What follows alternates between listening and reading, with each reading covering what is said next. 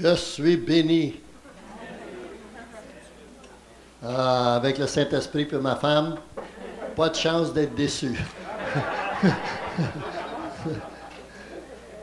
y en a de vous, vous allez laisser ma femme prier pour vous ce soir, hein?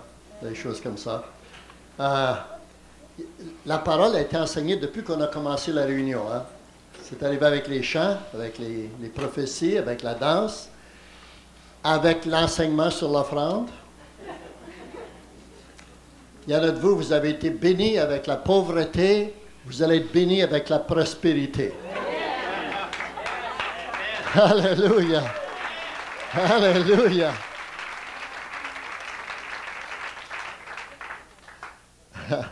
On voit la déception un peu partout. Ce n'est pas parce qu'on pense que vous avez des problèmes ici. Vous êtes en sécurité ici. Ça fait plusieurs années qu'on vient ici, assez longtemps. Hein? On voit que ça devient de mieux en mieux, de plus en plus, l'onction plus forte. Les louanges, les danses, c'est mieux en mieux. Et vous êtes bien ici? Oui? Oui?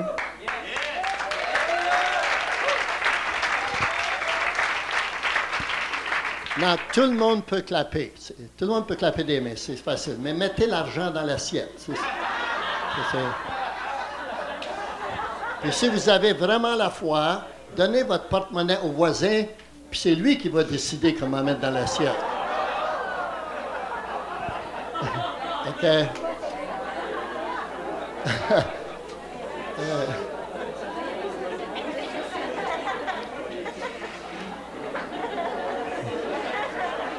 Aujourd'hui, on a été bénis. Nos amis, les Philibert, nous ont emmenés à Belleuil. On nous a emmenés manger sur le bord de l'eau, dehors, au soleil, c'était beau. Et puis, on parlait des démons qu'on chassait. Et une des filles qui travaille là, elle dit, « Oh non, il faut que je vous parle. » Elle dit, « Mon histoire est longue quand même. » Elle commence à nous conter, une très jolie jeune fille, à peu près 12 ans, quelqu'un de ses amis a mis dans le Ouija board, Ouija. Et le Ouija il a parlé. Depuis ce temps-là, toutes sortes de gens avec les mauvais esprits sont venus puis ils ont donné des messages qui étaient vrais en plus. Fait qu'elle est convaincue que c'est vrai. Elle n'a rien trouvé dans l'Église, mais dans ces choses-là, et sa vie est complètement bouleversée, troublée, tourmentée et détruite. Et elle a prié avec nous durant le repas. Et on lui a dit quoi faire, on l'a invité aussi, hein. Mais elle a été déçue très jeune et le peuple de Dieu est déçu ordinairement, très facilement à cause du manque de connaissances. Des fois, c'est parce qu'on veut que ce qu'on veut, puis on veut que Dieu nous le fasse, même si Dieu ne le veut pas. Hein? Et on voit des gens, comme mon épouse a dit, des gens très sérieux qui ont dans le ministère depuis 25-30 ans, tout à coup laisser des mensonges arriver. Tout à coup, comment ça peut arriver, ça? C'est arrivé petit peu à petit peu. Et tout à coup, tout est changé, tout est bouleversé par le ministère, par leur famille, tout ça. Fait qu'on donne un peu de... Surtout mon épouse, elle donne un peu de conseils de faire attention. Hein? Dans Jean 1, OK? Le pasteur, il dit, j'ai jusqu'à 1h du matin. Jean 1, verset 1. Au commencement était la parole. La parole était avec Dieu. La parole était Dieu. Elle était au commencement avec Dieu. Tout a été fait par elle et rien de ce qui a été fait n'a été fait sans elle. Elle était la vie et la vie était la lumière des hommes. La lumière brille dans les ténèbres et les ténèbres ne l'ont pas accueillie. Puis verset 14, verset 11. Elle est venue chez les siens et les siens ne l'ont pas reçue.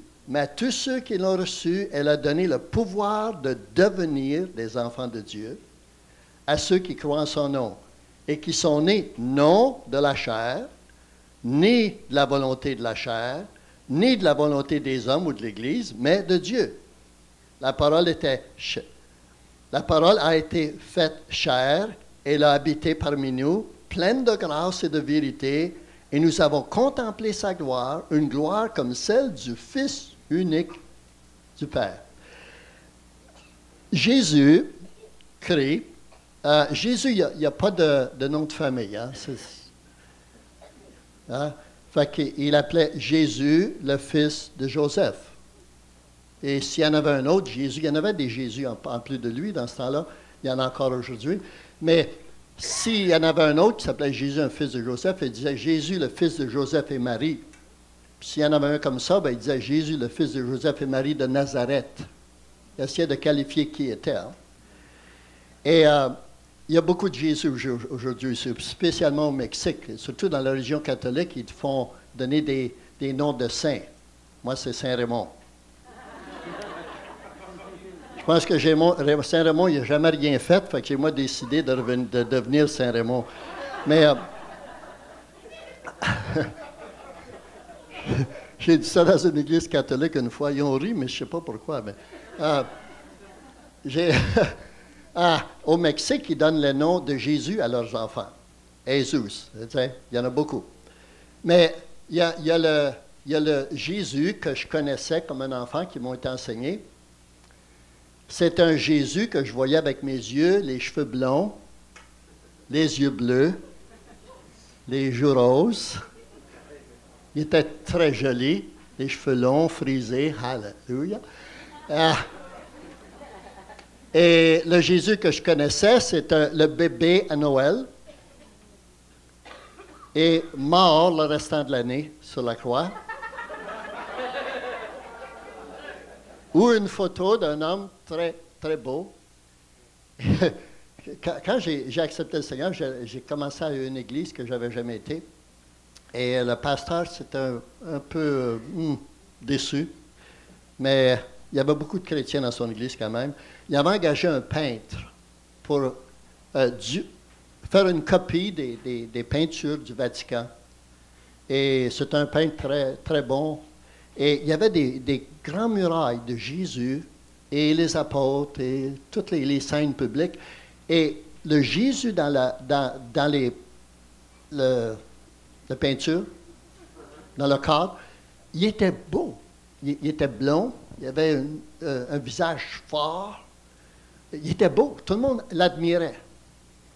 Et moi aussi, je l'admirais. Une journée, j'ai rencontré le peintre. C'était son visage qui avait peinture. Et c'est un homosexuel, un homme qui était dégradé dans tous les sens, la drogue, l'alcool. Et j'ai appris quelque chose que j'aurais dû apprendre avant, hein, dans Exode 20. On dit souvent le premier commandement, hein, des 10 commandements, on a seulement 2 lignes au commandement. Hein.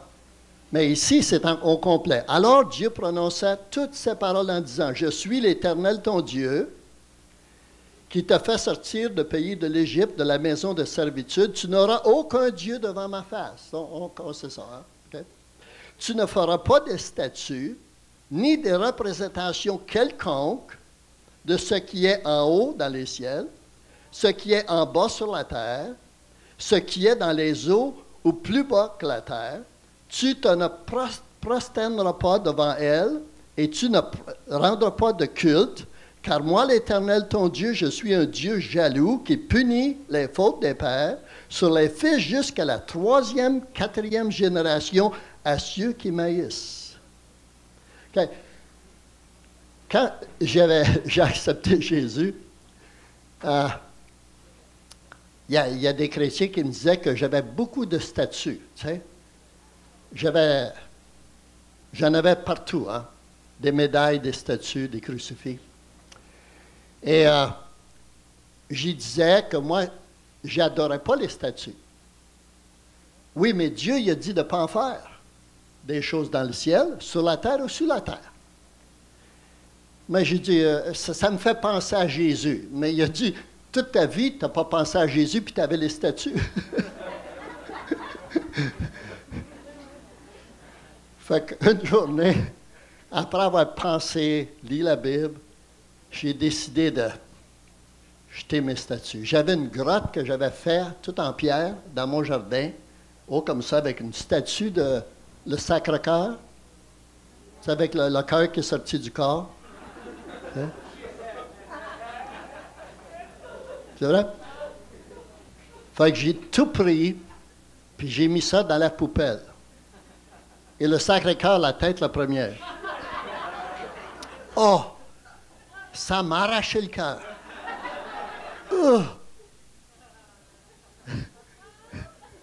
Et mon beau-père qui vient, puis il voit la grotte vide, il dit, où est Jésus? J'ai dit, papa, c'était pas Jésus, c'était du ciment.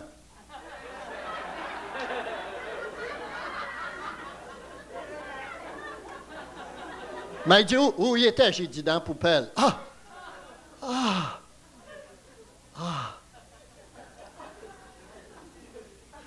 Mais il y en a un que je n'avais pas jeté. C'était le Jésus de Prague. Je ne sais pas si vous avez encore le culte de Jésus de Prague.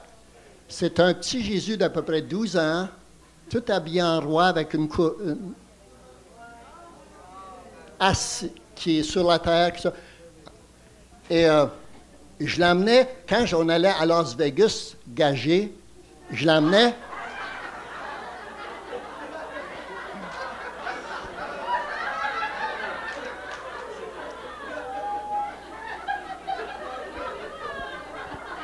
Peut-être ça va aider, je ne sais pas, mais... Et celui-là, je ne pouvais pas m'en débarrasser. Hein? Un soir, je me lève, dans le milieu de la nuit, puis je vois Jésus de Prague.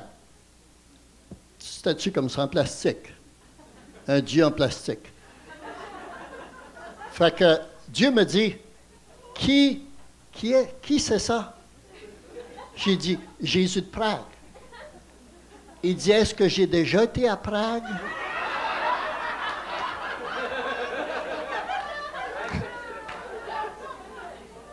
Il dit, à 12 ans, est-ce que j'ai déjà été habillé comme ça?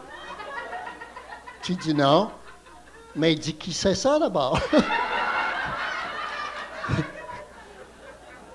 Fait que, il était dans la poubelle aussi, hein.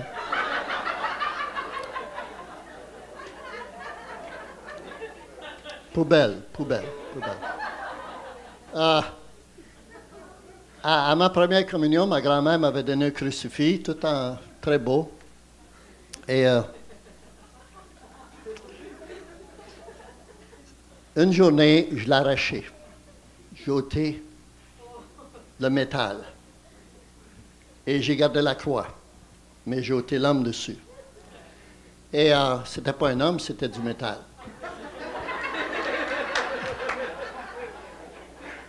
Et j'avais marqué, en souvenir de ma première communion, la date que ma grand-mère m'a donnée. Et l'autre côté, j'ai marqué, en souvenir de ma vraie première communion. Amen. À 34 ans. Amen.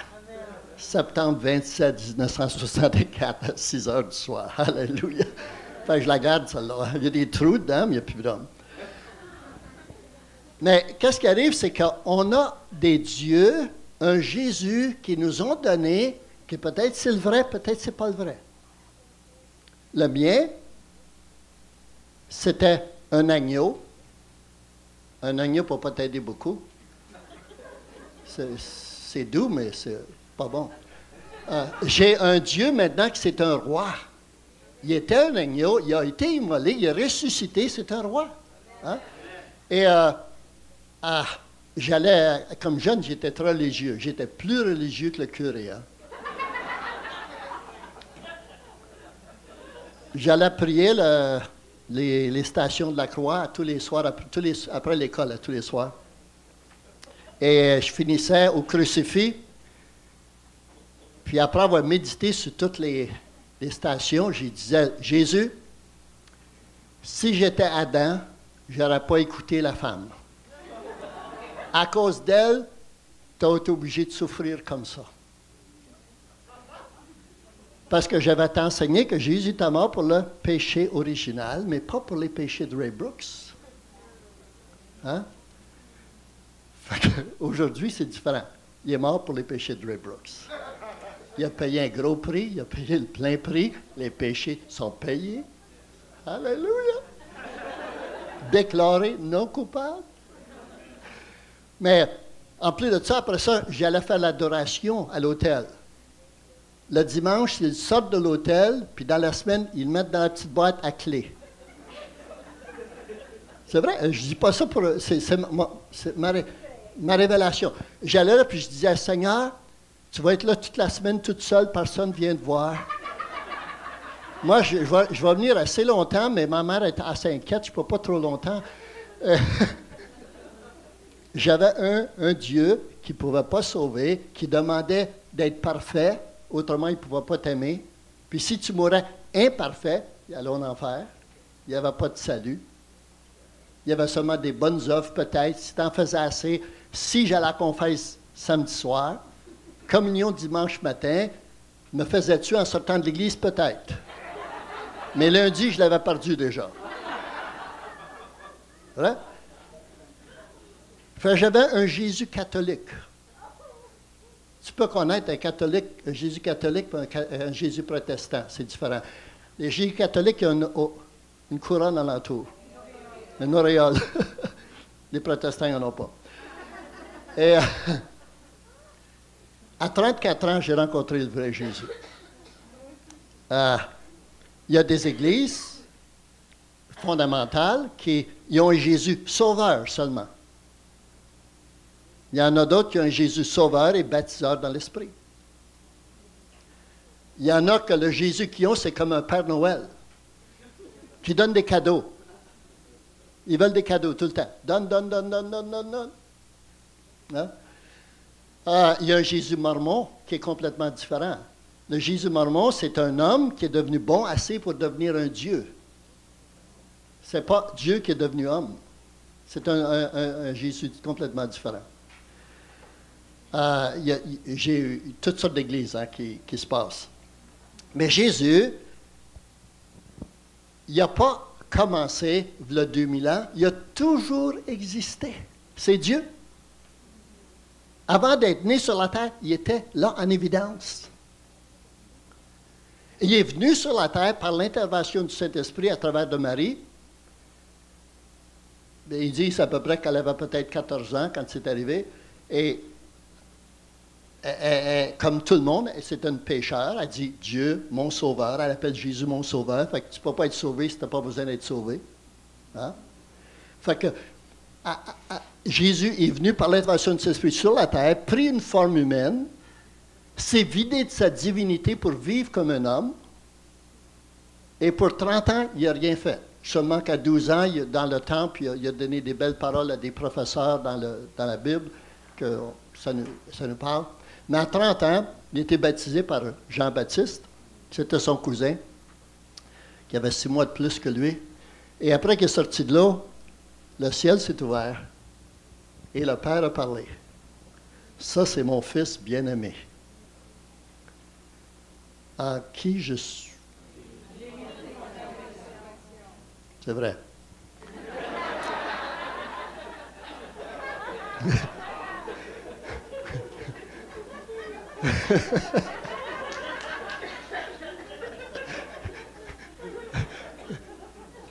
C'est beaucoup plus facile de parler ici au Québec qu'en France. Au moins, vous me comprenez un peu, hein?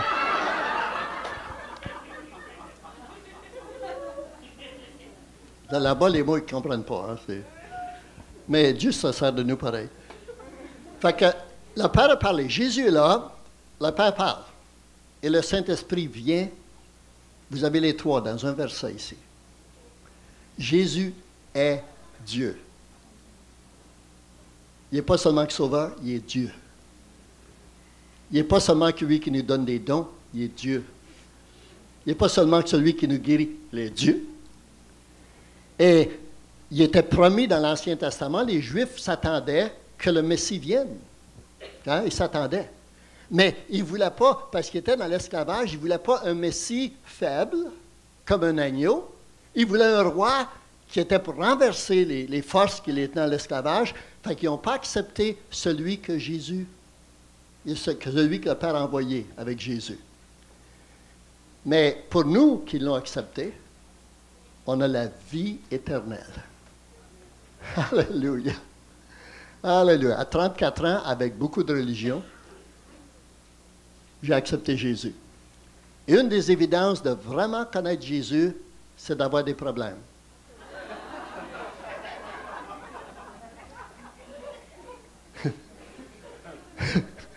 Plus de problèmes qu'avant. Hein? Et les problèmes viennent souvent des religieux. La minute j'ai accepté Jésus, j'ai parlé à mon pasteur, j'ai été délivré de mon église tout de suite.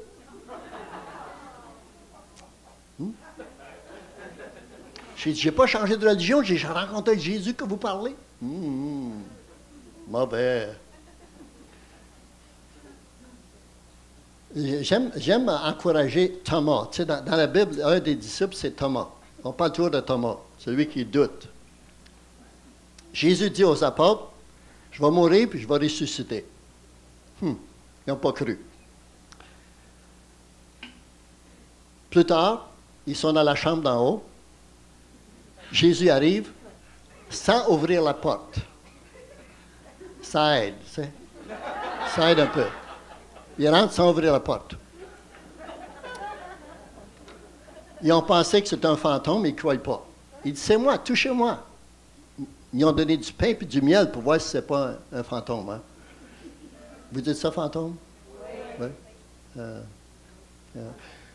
Fait que si ce n'était pas une vraie personne, le pain et le miel auraient tombé à terre, mais ça restait dedans. Hein?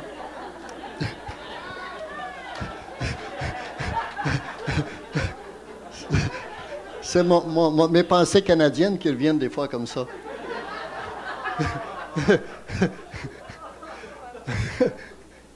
Il y a une femme, on a beaucoup d'artistes dans notre église, on a 10 000 personnes dans notre église, puis on a beaucoup d'artistes, puis quelqu'un dit, une femme a dit, qui écrit ton matériel?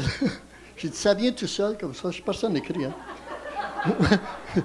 Parce que eux ont tous appris à dire quelque chose de correct. Hein? Fait que, correctement. Fait que Thomas n'était pas là. Ils ont touché, ils l'ont parlé, ils ont vu manger, il est là. Thomas, il arrive. Thomas, on a vu Jésus. Je ne le crois pas. Hein?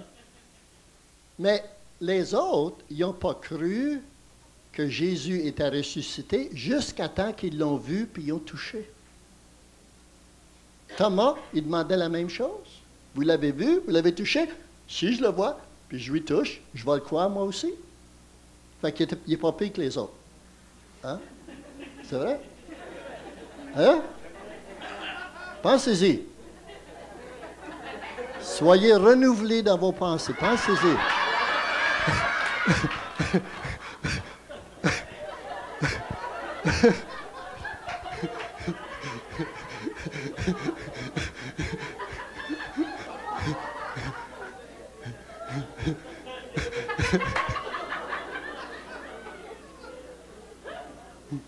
J'ai vu un homme la semaine passée, il a pris le micro et il fait ça.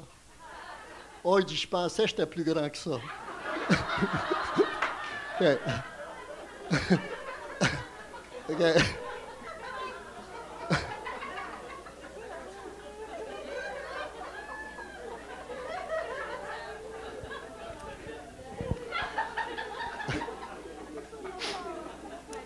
Puis dans le verset, dans Jean 20, 28, Thomas il vient, puis il ne croit pas. Jésus arrive, puis il dit, c'est moi, touche-moi. Mets tes mains dans les trous. Hein? Et Thomas dit, mon Seigneur et mon Dieu. Si Jésus n'était pas Dieu, ça serait un sacrilège d'appeler un homme Dieu. Hein? Et si ce n'était pas vrai, Jésus aurait dit, non, je ne suis pas un Dieu. C'est vrai. C'est un Dieu. C'est un Dieu fort, puissant, qui ne connaît pas seulement que la vérité, qu'il est la vérité. Hein? Une fois, j'essayais de convertir des théologiens et qui n'étaient pas très contents de ma manière de faire les choses. Et un théologien dit, à quelle école, à quel séminaire as-tu eu ton diplôme? J'ai dit, je ne l'ai pas encore. J'ai dit, je suis dans l'université du Saint-Esprit. Il dit, où est-ce que c'est ça? J'ai dit, c'est différent que les autres écoles bibliques. Mon professeur me suit puis m'enseigne. Il dit, comment tu sais que si tu n'es pas déçu, si tu n'as pas une église pour te protéger? J'ai dit, la manière que je ne suis pas déçu, c'est parce que la vérité, ça rend libre. La religion, ça l'enchaîne. Maintenant que tu es un chrétien, tu ne peux pas faire ci, tu ne peux pas faire ça, tu ne peux pas aller là, tu ne peux pas fumer, tu ne peux pas avoir de plaisir, tu ne peux pas danser. Pas en plus, il faut payer 10%. C'est la vie abondante. Après ça, ça vient pire, OK?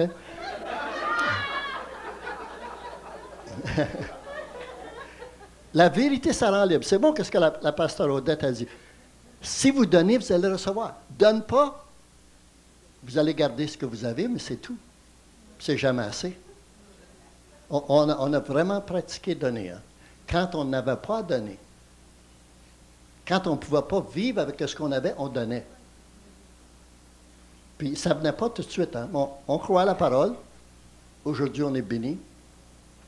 On peut aller dans des places où ils ne nous donnent rien, ça ne fait rien, on peut donner toujours. Et souvent, on va dans les églises, ils nous donnent une offrande. Les églises qui veulent Dieu sont généreuses. Les autres, je n'y retourne pas.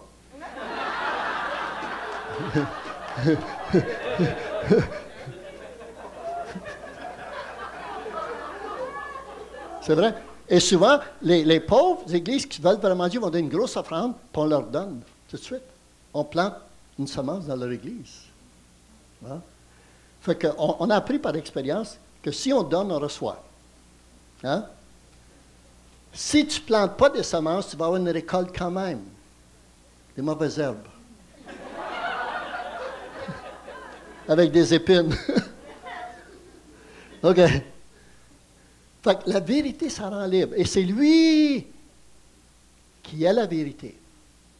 Jésus, il n'y a pas la vie, Jésus est la vie. Jésus, il n'y a pas de puissance, Jésus est la puissance. Le vrai Jésus, c'est Dieu qui est venu sur la terre pour un temps pour nous montrer comment Dieu était. Et puis, il est parti. Puis il dit, je ne vous laisserai pas toute seule, je vais en envoyer un autre. Alléluia. Et quelques jours après, qui est monté pour la dernière fois dans la chambre d'en haut, l'autre est venu. Et les apôtres ont été transformés. Transformés. Et c'est là que l'Église est née. L'Église est née avec la puissance que Jésus avait. Et Jésus revient pour une Église puissante. Répétez, puissante. Répétez, patience.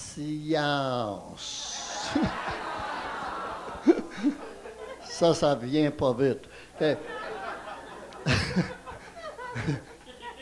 Puissance.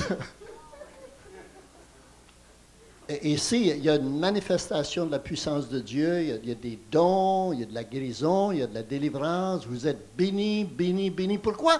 Pour que vous bénissez les autres. Même si les portes sont fermées, ils vont être ouverts. Ça va s'ouvrir. Peut-être ça a commencé déjà. Hein?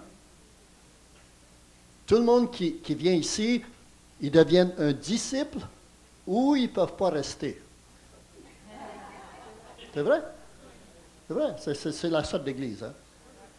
Et c'est bon, on a besoin. Dieu élève des commandos ici. Hein? Des terroristes. Okay. Dans Hébreux 1,5, auquel des anges Dieu a-t-il jamais dit, tu es mon fils, je t'ai engendré aujourd'hui et encore, je serai pour lui un père, il sera pour moi un fils. Et lorsqu'il introduit de nouveau dans le monde le premier-né, il dit que tous les anges l'adorent. Alléluia. De plus, il dit aux anges, celui qui fait de ses anges des vents et de serviteurs une flamme de feu, mais il dit au Fils, ton trône, ô Dieu, est éternel, le sceptre de ton règne est un sceptre d'équité. Jésus est Dieu sur la terre.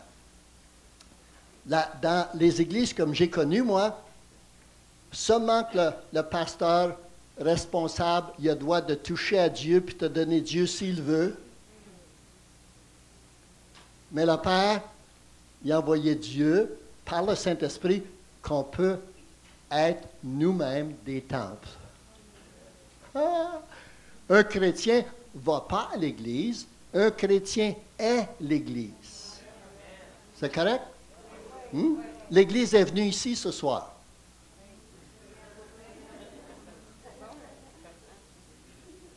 Après, il y a des parties de l'Église qui vont aller à... Ceux qui vendent du bon café au coin, là. L'Église va aller à Tim Horton. Après. Tu ne peux pas laisser Dieu ici, il faut que tu l'amènes avec toi. Ça, c'est un gros problème. Quand Dieu rentre, il ne part plus. C'est un gros problème. Parce que si tu vas aller pécher, il faut que tu l'amènes avec. Si tu vas aller coucher avec la femme du voisin et emmener Jésus avec toi, c'est assez embarrassant.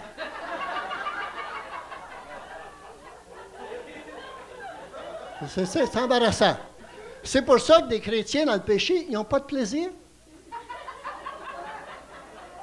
C'est vrai, c'est embarrassant. Ils ne te laissent pas.